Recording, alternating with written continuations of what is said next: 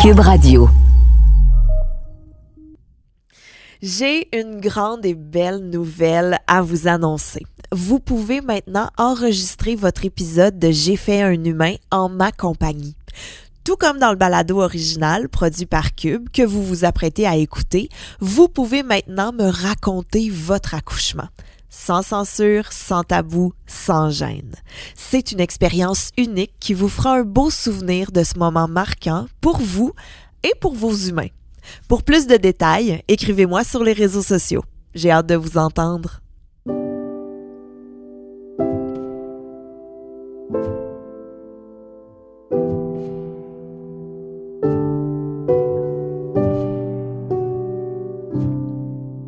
Salut, c'est Gabrielle Caron et vous vous apprêtez à écouter un épisode de J'ai fait un humain. Aujourd'hui, je rencontre Stéphanie qui a un petit bébé de 11 semaines à la maison. Ce qui a vraiment marqué la grossesse de Stéphanie, c'est le cancer qu'on lui a diagnostiqué au tout début de sa grossesse.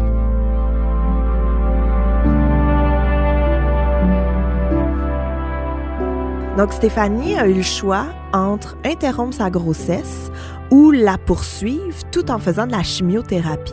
Ce qui m'a marqué, c'est que c'était la première fois que j'entendais une histoire comme la sienne. J'avais jamais entendu le récit d'une femme enceinte qui a le cancer. C'est vrai, quand on y pense, il y a quelque chose de vraiment bizarre d'imaginer la maladie et la vie se côtoyer dans une seule et même personne. Tu sais, Stéphanie, elle a vécu des montagnes russes d'émotions, là. Elle a dû prendre beaucoup de décisions. Ça n'a vraiment pas dû être un parcours facile.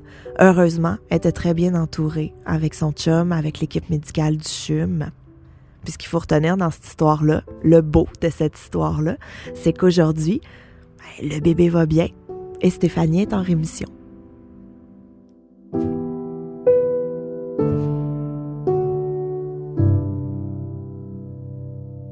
On va commencer ça comme ça, en disant tout d'abord, Stéphanie, merci énormément d'être avec moi aujourd'hui parce que tu as un bébé de 11 semaines à la maison. Oui.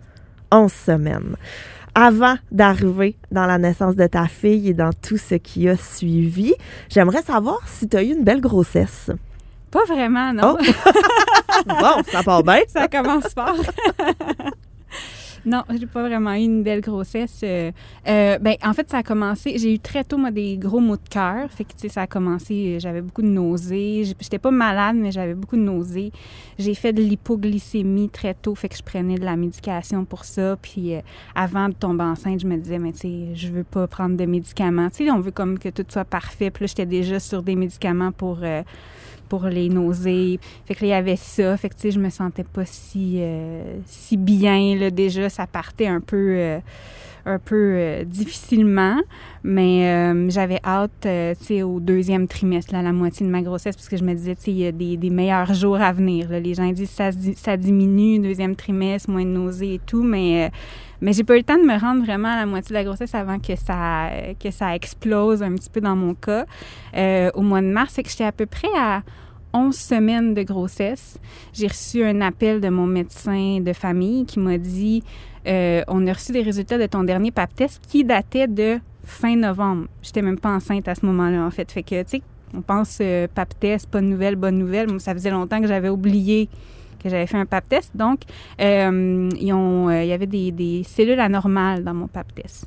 Donc, rapidement, j'ai eu un rendez-vous au CHUM pour faire une biopsie. En fait, je pense qu'ils ont fait un autre pap test et une biopsie, puis pour savoir si c'était des cellules précancéreuses ou cancéreuses. Fait que, tu sais, on était vraiment dans quelque chose d'intense. Puis t'es enceinte? Je suis enceinte, là. Je suis enceinte de 11 semaines à peu près. Oh mon Dieu! Oui, exactement. Puis au départ, c'est ça, le pap test, c'est juste, tu sais, c'est précancéreux et tout, mais 8 semaines plus tard, en fait, à 19 semaines de grossesse, je reçois un appel du médecin pour venir rapidement au CHUM, puis c'est là que le médecin m'annonce. En fait, j'ai vu un gynécologue-oncologue qui m'a annoncé que j'avais un cancer du col de l'utérus à 19 semaines de grossesse. Mais j'ai tellement de questions, Ouais. j'ai tellement de questions. Premièrement, qu'est-ce qui se passe dans ta tête quand tu apprends ça? La première question que j'ai... En fait, on dirait que j'ai eu un peu un blanc, là. Il s'est comme pas passé grand-chose dans ma tête. Tu sais, j'ai pleuré beaucoup après, mais sur le coup, il s'est pas passé grand-chose. J'ai juste... La première question qui m'est venue en tête, c'est est-ce que je vais perdre mes cheveux? Puis il m'a répondu un oui très, très franc, là, parce que des fois, apparemment que c'est pas tout le monde, pas tous les traitements de chimiothérapie qui donnent... qui font perdre les cheveux. Mais dans mon cas, il a été très, très honnête rapidement, comme quoi j'allais perdre mes cheveux. Et que c'est la première chose à laquelle j'ai pensé, c'est mes cheveux. Mais aussi parce que c'est difficile de revoir un peu ce qui se passait dans ma tête, comme il y a un petit blackout au moment où ça s'est passé, mais après coup, quand j'y repense, on dirait que la seule question qui me vient, c'est « Qu'est-ce que tu veux dire, j'ai le cancer? » Tu sais, on dirait que quand, tu sais, la grossesse, ça t'épargne pas, quand on pense pas, personne pense que tu peux combiner cancer et grossesse. Ça fait pas de sens dans la tête des gens. Parce que là, ça a été mon cas. Là. J'ai eu le cancer pendant la grossesse. Puis, je le vois dans la tête des gens. Là. Ils me regardaient la tête, regardaient mon ventre. Puis, les gens comprennent pas. Mais tu sais, ça nous immunise pas contre le cancer étant enceinte. Tu sais, c'est juste... Ça arrive quand même à pas beaucoup de monde. C'est des cas très rares, mais quand même... tu sais, ça marche pas. Ça marche pas. Ça fait pas de sens.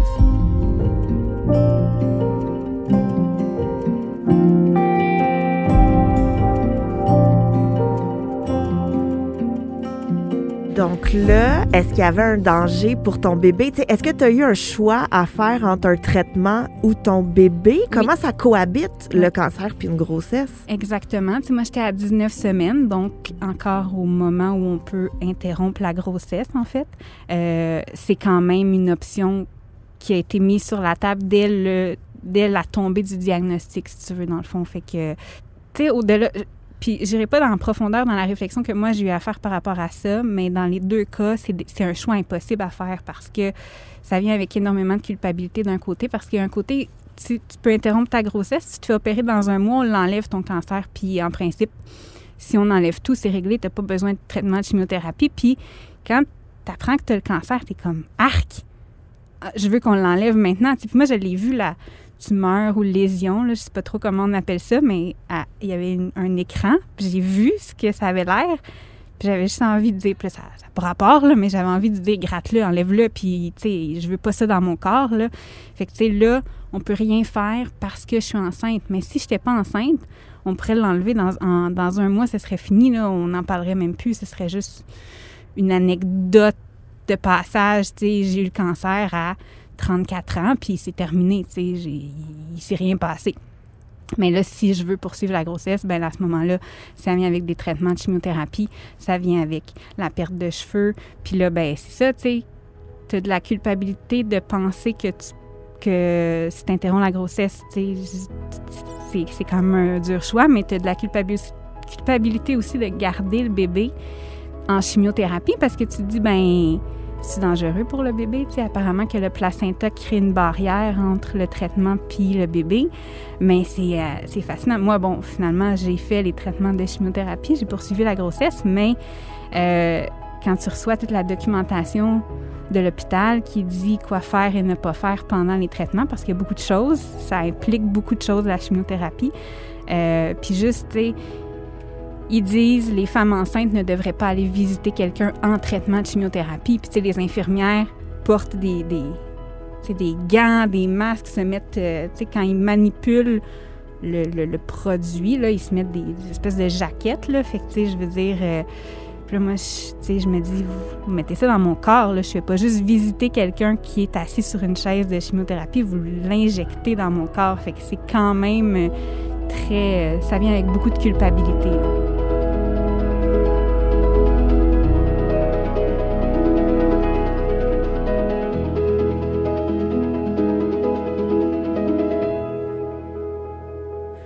Donc, tu choisis, toi, de faire les traitements de chimiothérapie.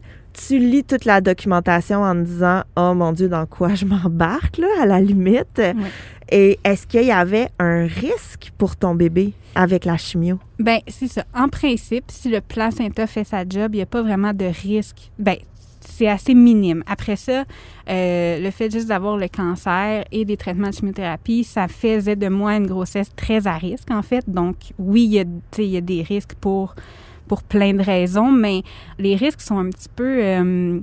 après ça, autour, de ce qui vient avec ça. Parce que quand ils m'ont annoncé justement pour le cancer, on dit, bon, si on poursuit la grossesse, on va interrompre, mais on va t'accoucher à peu près à 34 semaines de grossesse par césarienne, parce qu'on peut pas passer, moi c'était col de l'utérus, là, on pouvait pas passer le bébé par voie vaginale, fait que le 34 semaines, ça veut dire que le bébé va être prématuré. Fait qu'il y a des risques reliés à la prématurité du bébé. Puis, il y a aussi, des facteurs qui viennent un petit peu jouer. Le fait que je faisais de la chimiothérapie, ça a eu un impact à un moment donné sur la croissance du bébé, en fait. Donc, il y a eu un retard de croissance à peu près à 29 semaines de grossesse. Donc, là, à ce moment-là, on suivait ma fille, là, dans mon ventre à toutes les semaines, mais moi, j'avais vraiment peur d'avoir un très grand prématuré, là. Ça n'a pas été le cas. En fait, je me suis négocié 2 semaines de grossesse de plus. C'est négocier de la grossesse, j'adore ça! J'ai dit, OK, vous dites 34, et si on essayait d'y aller jusqu'à 36 semaines? Puis là, le docteur a dit, tu sais, nous, c'est sûr qu'on veut que le bébé reste là le plus longtemps possible. Fait que si on est capable d'aller à 36, c'est correct. S'il y a bien dans ton corps, c'est correct. Sinon, s'ils se rendent compte qu'elle n'est plus bien puis que c'est mieux de la sortir, là, il l'aurait sortie. Fait que, tu sais, de 29 à 36 semaines, c'était à chaque semaine une petite victoire de « OK, t'es encore bien, le Doppler est bon. » Fait qu'on continue. Fait qu'il y avait ça... ouais. Mais, donc, t'as passé pratiquement toute ta grossesse à l'hôpital, là. Tu devais tout le temps faire des va-et-vient entre chez toi et le CHUM. Oui, exactement, parce que dans le fond, j'avais des traitements de chimiothérapie aux 3 semaines. Ça a commencé au mois de mai. J'ai eu 4 traitements de chimiothérapie. En fait, à cause des 2 semaines que je m'étais négociée, j'étais supposée en avoir 5. Puis on était obligé d'annuler. Mon Dieu, c'est vraiment une belle obligation. J'étais bien contente qu'on l'annule, là, mais on a annulé le dernier traitement à cause du retard de croissance. Parce que c'était super important, en fait, qu'on sorte pas le bébé tout de suite après un traitement de chimiothérapie parce que ça affaiblit beaucoup le système et de la mère et du bébé. Fait que dans le fond, il y avait plus de danger d'opérer au moment où si on la sortait tout de suite après la chimiothérapie. Fait que l'objectif, c'était d'attendre au moins 3 semaines après le dernier traitement de chimiothérapie pour sortir le bébé. Parce que quand on sortait le bébé par césarienne, moi, je devais aussi subir l'opération pour le cancer. C'est comme un 2 en 1. Un petit 2 pour 1, toi, chose. Un petit 2 pour 1, une petite affaire, là. Donc, il te planifiait ta césarienne et en même temps, qu'est-ce qu'il allait faire pour ton cancer? Il allait faire une hystérectomie, donc enlever l'utérus au complet, là, et ce qui est autour, là. Moi, dans ma tête, c'était comme il enlève le bébé et sa maison en même temps, tu sais. Il enlève tout d'un coup, mais là, j'ai une question pour toi, là, puis peut-être que tu n'as pas de réponse pour moi, mais mettons, est-ce que tu voulais plusieurs enfants? À la base, on avait décidé d'en avoir un, fait que c'était pas si pire, mais j'avoue que après, tu sais, une fois qu'elle est née et tout, moi, je pensais pas que j'aurais un deuil de l'utérus à faire, mais là, tu sais, juste 11 semaines, ça fait pas si longtemps, là, mais j'avoue que j'ai eu un petit moment où je me suis dit, aïe, tu sais, c'est un one-shot deal, puis c'est elle, puis il n'y en aura pas d'autres, là, tu sais, ça a été quand même si c'était une décision consciente, ça a quand même été un choc. Mais tu sais, en même temps, le fait d'apprendre que j'avais le cancer en même temps que la grossesse, puis ça n'a rien à voir, les deux n'ont rien à voir ensemble parce que le pap test s'est fait avant, mais c'est un peu une chance dans ma malchance parce que sinon, j'aurais probablement pas pu avoir d'enfant. Tu sais, on aurait enlevé mon utérus avant. Fait que, tu sais, c'est plate, je peux pas avoir d'autres enfants, mais en même temps, bon, tu sais, c'est correct. Je vis bien avec ça.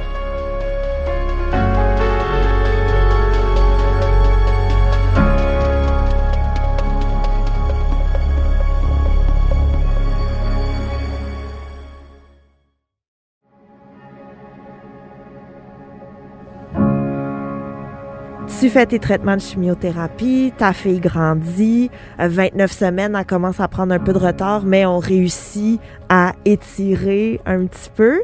Arrive le moment de ta césarienne planifiée. Comment ça se passe?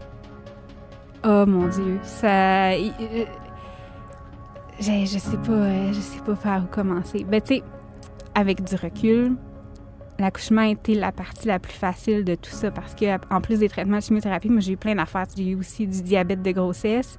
Puis j'ai eu, à un moment donné, des démangeaisons aux mains puis aux pieds. C'était super intense. Je pense que ça s'appelle le cléostase. Ouais, je sais pas comment ça s'appelle, mais je sais juste qu'il faut que tu mettes les gants de rollerblade, là. J'appelle tout le temps ça de même, mais tu sais, ils mettent des genres de petits protecteurs de main, là, pour que ça désengourdisse. Ah ouais, ben j'ai pas eu les protecteurs de main parce que finalement, c'était pas ça. On savait pas si c'était la chimio, la grossesse ou quoi, mais tu sais, à chaque semaine, je me disais, mais mon Dieu, peux-tu avoir comme une pire grossesse que ça? Tu sais, tout s'enchaînait. Puis finalement, l'accouchement, moi, j'avais peur, tu sais, même si j'ai été super bien entourée, super bien prise en charge par les médecins, là, honnêtement. Je pense qu'il était 15 là, dans la salle de la césarienne. Tu sais, j'étais au bloc opératoire, là, j'étais pas aux salles d'accouchement normales, si tu veux. Parce que t'as pas eu de signes. Tu sais, des fois, il y en a qui ont une césarienne planifiée, mais que, bon, ont des contractions ou crèvent les os avant leur date. Mais toi, t'es arrivée à l'hôpital prête, dans le sens qu'il n'y avait pas de travail qui était entamé. Tu étais vraiment là pour ta césarienne. Donc, il n'y avait pas d'urgence nécessairement. Non, il n'y avait pas d'urgence, mais tu sais, il fallait que ça soit planifié parce que là, dans le fond, beaucoup de monde d'impliqués. Tu sais, il y a l'obstétricienne qui, elle, est là pour la partie césarienne. Fait que l'obstétricienne est là, il y a un anesthésiste qui est là, il y a plein d'infirmières et d'autres mondes qui gravitent autour, une oncologue qui est là, son assistant. Honnêtement, après que j'ai accouché, il y a des gens qui venaient me voir dans ma chambre, puis ils me disaient, j'étais là quand le jour où tu as accouché, puis je me rappelais pas du tout de les avoir vus. Il y avait beaucoup de monde. Il y en a qui ont des showers, toi, tu as comme un party d'accouchement. Oui, exactement. Exactement. Mais l'accouchement, ça a été la partie facile dans le sens où, tu sais, c'est pas moi qui s'en ai occupée, là. J'ai été super bien prise en charge, puis ultimement, ça s'est bien passé, mais comme je te dis, moi, j'avais quand même assez peur parce que c'est gros, tu sais, la césarienne, tu peux perdre beaucoup de sang, l'hystérectomie aussi, c'est 2 grosses opérations. Mais est-ce que tu étais entourée, tu sais, autant dans ta grossesse que dans ton traitement de chimio, est-ce que tu avais des gens autour de toi pour t'aider puis t'épauler? Tu veux dire dans ma famille? Oui, famille, amis, conjoints. Oui, vraiment. Ben, tu sais, mon chum, honnêtement, tu sais, je sais pas ce que j'aurais fait sans lui, là, tu sais, il était là... lui aussi, là, il a un peu passé son été à l'hôpital à m'accompagner là-dedans, puis à être... tu sais, quand t'es dans cet état d'esprit-là de t'as le cancer et tout, tu montres pas beaucoup de signes d'appréciation, mais lui, tu sais, c'est lui qui allait... Quand on a su pour le cancer, il était là avec moi. Puis, tu sais, lui, il était super fort, puis, tu sais, je l'ai pas vu beaucoup être émotif, même si je sais qu'il y a eu des émotions à travers ça. Mais... c'est ça, c'est lui qui devait prendre en charge la naissance de ma fille parce que moi, après, puis on était rendu là à parler de l'accouchement, c'est que au moment où j'accouchais, mais après ça, on m'endormait pour aller m'opérer, puis c'est une opération qui dure comme 3-4 heures, je pense, ou entre 2 et 4 heures. Je me rappelle pas exactement combien de temps ça a pris. Mais tu sais, c'est lui qui était là. Puis ça, c'est... Je m'excuse. Mais non. Oui. Le lien que j'ai... On était déjà super proches, mais le lien que j'ai développé avec lui, c'est tellement puissant. Mais en plus, c'est ça a été lui qui a été là pour notre fille. C'est lui qui la prenait en charge aux premières heures de sa vie. Fait que c'est quelque chose de particulier. C'est vraiment beau. Oui. Mais est-ce que vous aviez fait un plan de match? T'sais, est-ce que vous en aviez discuté, sachant que ça allait arriver? Oui, vraiment. Puis quand ils sortent le bébé, s'il est pas correct, ben dans le fond, faut l'amener en néonatologie et tout. Puis j'aurais pas pu nécessairement le voir. Fait que il y avait une partie où on avait décidé, dans le fond, de faire une césarienne, puis que moi, j'allais être réveillée. Parce que j'aurais pu être endormie, puis après, on va t'endormir pour l'hystérectomie. T'arrives donc le matin à l'hôpital, on te fait enfiler ta petite jaquette, venez avec nous dans la salle d'opération. J'imagine ton chum a dû se changer lui aussi. Oui, Dans le fond, oui. Là, j'arrive à l'hôpital, je mets ma jaquette, puis là, il faut qu'on m'installe des cathéters. Là, j'étais branchée de partout. Et moi, je suis très difficile à piquer. Fait que ça a comme très mal commencé, en fait. Là, pas capable de me piquer dans un des bras. C'est super compliqué. Fait que là, rate la piqûre. Moi, je fais un choc vagal. Fait que là, j'ai chaud, j'ai mal au cœur. Il y a comme 5 personnes qui viennent dans la salle. Tu sais, il est 6 heures du matin. Oh. L'opération est prévue pour quelque chose comme autour de 8h30, 9h. Puis là, ça va déjà très mal. Mon chum, il est même pas changé encore. Puis là, on est comme, hey, boy.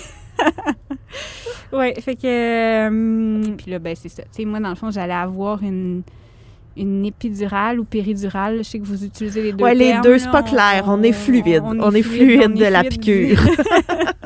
J'avais l'épidurale et une rachidienne, en fait, qui est comme une piqûre dans le dos aussi, mais un petit peu plus profonde, puis c'est un effet un peu plus instantané pour être sûr que tu es gelé assez rapidement. Puis l'épidurale, il me faisait les deux parce que j'ai continué à avoir, je pense, l'épidurale pendant comme 2 jours après pour contrôler la douleur. Parce que j'avais pas une cicatrice horizontale comme une césarienne régulière. J'avais une cicatrice à la verticale, plus longue, parce qu'en enlevant l'utérus, il fallait qu'il y ait plus d'accès autour, là. Oh my God! Fait que, tu sais, avec la gestion de la douleur, moi, je suis restée 5 jours à l'hôpital après, là. OK. Mais c'est quand même pas si long, on dirait, pour la grosse opération que tu as eue. Quand même pas si long. J'avoue que quand on sera rendu là, ouais. C'est peut-être moi qui va faire un choc vagal pendant que tu vas raconter ça. Puis là, je voyais mon chum, là, il y a même une infirmière, elle m'a dit, ton chum, il s'inquiète pour toi parce qu'il m'a vu trembler. Tu sais, ils sont encore en train de me préparer, fait qu'il est pas dans la salle à côté de moi, mais il me voit shaker, là, le gros shake, fait que lui, il fait les 100 pas dans le couloir, puis il a hâte d'être avec moi parce que lui, il se dit, ben peut-être qu'elle est stressée, qu'elle a peur, parce que, tu sais, c'est quand même gros ce qui s'en vient, là. C'est l'événement le plus intense de ma vie à ce jour. J'espère que ça va le rester, parce que maintenant... Tu feras pas de parachute, tu feras pas de bungee. Non. Mais là, t'as-tu fini d'arrêter de trembler à un moment donné?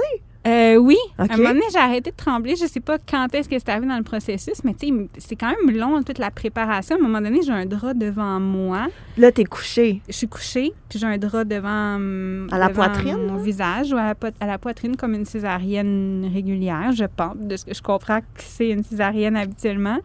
Puis là, il travaille, mais je sens quand même des choses. Puis là, moi, c'est ma grosse peur, là. Je disais à toutes les 2 minutes, je sais que vous travaillez sur mon ventre, là, je le sens, là. Êtes-vous sûr que ça marche? Votre piqûre, êtes-vous sûr que je suis vraiment gelée? Puis là, l'anesthésiste, il me dit, tu sais, on t'a donné on t'a pincé super fort avec une pince, ou je sais pas trop, puis il avait fait des choses sur mon corps que j'avais pas senti, et que ça me rassurait un peu, parce que tu sens pas des grosses sensations, mais comme de la pression un peu, tu sais. Ouais. C'est ça. Donc là, t'avais peur de pas être gelée, mais finalement, t'étais bien gelée. Et c'est là, dans le fond, qu'ils font la césarienne? Oui, exact. À un moment donné, ils ont commencé, là, ils ont dit, je pense qu'ils ont dû dire « on est prêt ». Ils commencent la césarienne. Ça dure pas si longtemps. Je sais pas combien de temps, mais c'est pas très, très long. Mon chum est à côté de moi, tu sais, proche, sa face ici. L'anesthésiste, ben ici, personne ne voit. Ouais, moi j'étais comme, oh oui, vraiment proche, c'est cute. Quasiment dans mon cou, là. Puis c'est ça, tu sais, quand ils l'ont sorti, ça a pris 2 secondes d'écart, même pas à le pleurer. Elle est très bonne pour ça, hurler. Là, elle a hurlé. Elle est encore bonne pour ça à ce jour. Et c'est ça, tu sais, les médecins l'ont comme levé, puis on a vu sa petite face un peu contrariée au-dessus du drap qu'il y avait devant mon visage. On a juste vu sa face contrariée. Qu'est-ce que vous êtes venu faire là? Moi, j'étais bien, là. Qu'est-ce qui s'est passé? Puis c'est drôle parce qu'elle se ressemble encore quand elle est fâchée. Je revois sa face de bébé comme, voyons, pourquoi vous me faites ça? Et là, finalement, il la prépare une minute, là, je sais, ils l'ont à peine préparée, là, je dirais, ils l'ont comme emballée ou je sais pas trop, puis ils l'ont mis sur moi dans mon cou. Fait que t'as pu la rencontrer avant? Oui. Puis comment tu t'es sentie quand ils l'ont mis sur toi? Ah, c'était un moment tellement magique. Puis, tu sais, j'en ai tellement profité. Je sais pas si j'ai déjà profité autant de quelque chose de toute ma vie parce que je savais que c'était très limité. Puis, que c'était la seule fois aussi. Fait que, tu sais, j'ai une photo de ce moment-là. Puis, c'est tellement une petite bulle d'amour, là, avec mon chum à côté. Oui. Puis, qu'est-ce que tu t'es dit quand tu l'as vu? Que je me suis dit que je voulais plus jamais la déposer, tu sais, je me suis dit je la dépose plus jamais, ce qui est physiquement impossible, mais ça a été l'amour instantané. Tellement contente que ça se passe comme ça aussi, tu sais, c'était notre plan A, là. On a réussi à la rendre à 36 semaines, j'ai réussi à la voir, tu sais, tout ça. J'étais tellement... beaucoup d'appréciation, tu sais. J'ai senti beaucoup d'injustice de vivre ça, de vivre le cancer pendant la grossesse et tout, là. Mais ce moment-là, j'étais dans l'appréciation totale d'avoir eu un aussi beau moment dans toutes les étapes de cette aventure, si on peut appeler ça comme ça, là. C'est rare que j'ai eu des moments où j'étais très sereine, puis c'était le cas avant qu'ils m'endorment. Et ça a été le cas aussi après quand ils m'ont réveillée.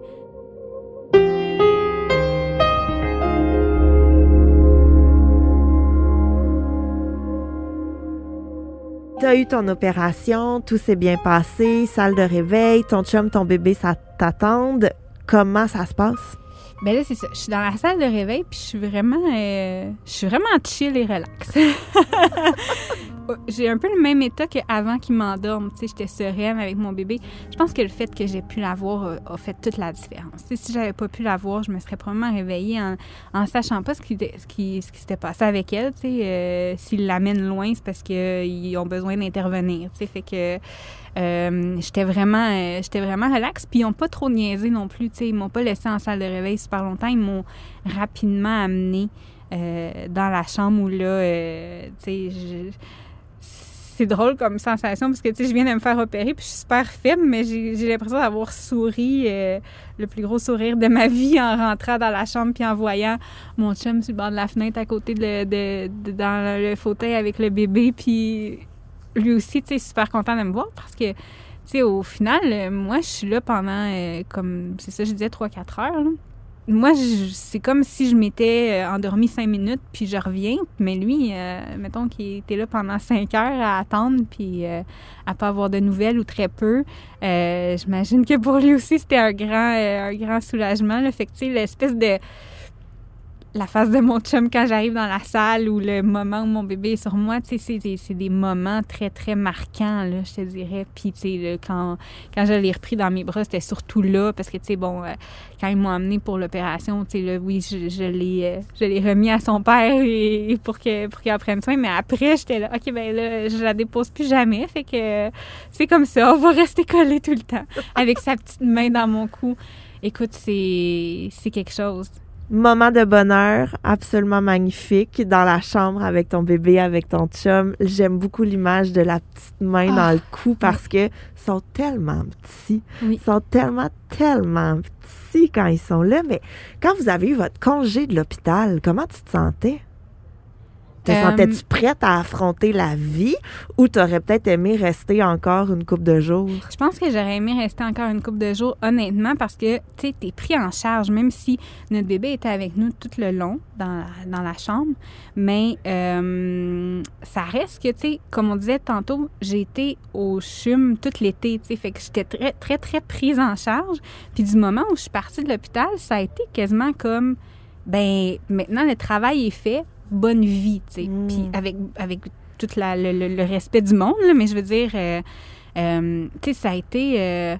j'ai presque pas marché, en fait, pendant 5 jours parce que, bon, la cicatrice, j'avais des... En fait, à cause de ma condition, le cancer, l'opération, la grossesse, j'avais plus de risques d'embolie pulmonaire puis de...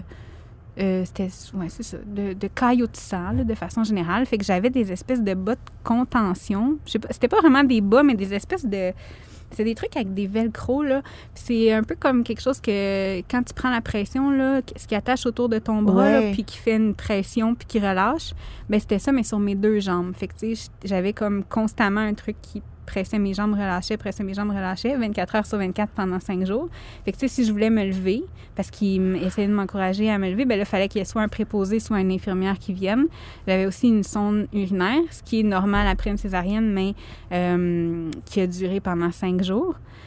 Aussi, fait que là, c'est comme, avant de sortir de l'hôpital, tu sais, il faut s'assurer que tu as fait comme 2 pipis, puis tu sais, c'était comme, ça a été un genre de 4 jours de prends ton temps, ou tu sais. Mais en même temps, comme le 5e jour, c'est comme, OK, tu sais, j'ai presque pas marché pendant 5 jours, puis là, c'est comme, OK, tu pars du 9e étage, puis, tu sais, go, là, t'es pas... tu marches jusqu'au stationnement, puis là, dans la voiture, en revenant à la maison, j'étais un peu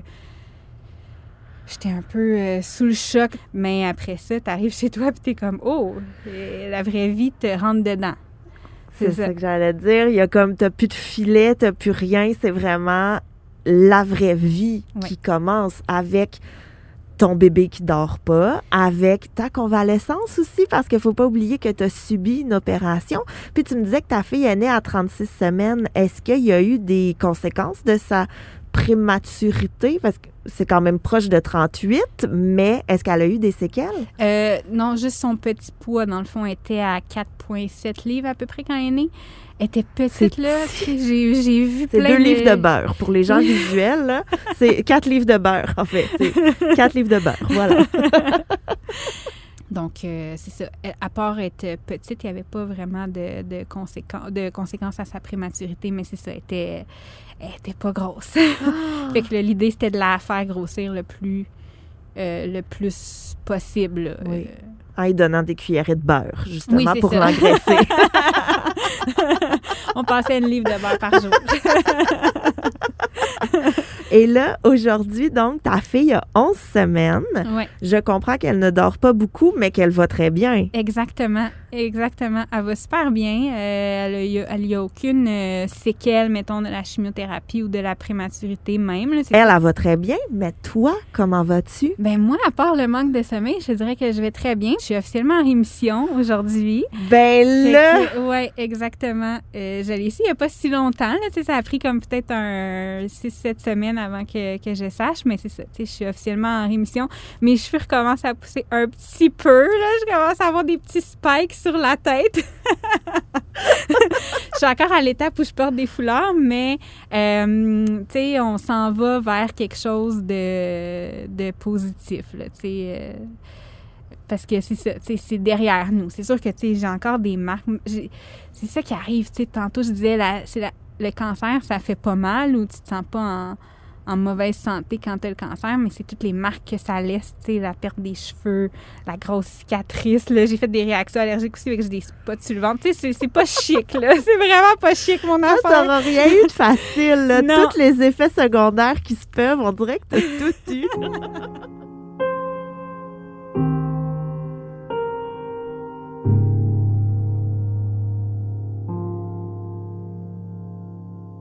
Écoute, Stéphanie, j'ai une dernière question pour toi. Vas-y.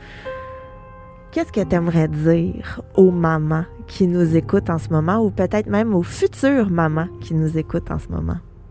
Aïe, c'est une bonne question. Ben, tu sais, je pense que, ultimement, là, que ce soit une belle ou une moins belle grossesse, je pense que le résultat, comme on dit, en vaut vraiment la peine. Puis, tu sais, c'est juste que je pense qu'il faut... Puis c'est une des raisons pourquoi je suis là aujourd'hui, c'est qu'il faut en parler quand ça va moins bien aussi, tu sais. Parce qu'on a beaucoup d'histoires dans lesquelles ça va bien, ou tu sais, on est à l'époque des Instagram, où tu sais, les grossesses rayonnantes et tout. C'est pas parce que tu vis pas une grossesse rayonnante que, tu sais, il faut légitimiser un peu ça. C'est des moments où c'est difficile, puis des moments de doute dans la grossesse. Puis, tu sais, je pense qu'il faut en parler le plus possible pour que les gens sentent que les femmes sentent qu'ils ont le droit de vivre des moments plus difficiles, puis que ça veut pas dire que tu vas moins aimer ton enfant parce que la grossesse n'a pas été particulièrement agréable, ou tu sais, ben c'est ça, en parler le plus possible pour se sentir mieux ou moins avoir de sentiment de culpabilité de vivre des choses qui sont moins le fun des fois. Là. Ben, merci beaucoup, Stéphanie. Ça me fait plaisir. Merci à toi de m'avoir écoutée. Ben, là, ça me fait plaisir.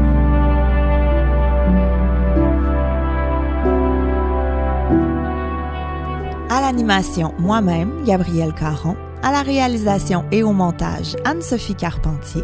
Un grand merci à ma gérante Christine Blais pour son aide. J'ai fait un humain est une production de Cube Radio.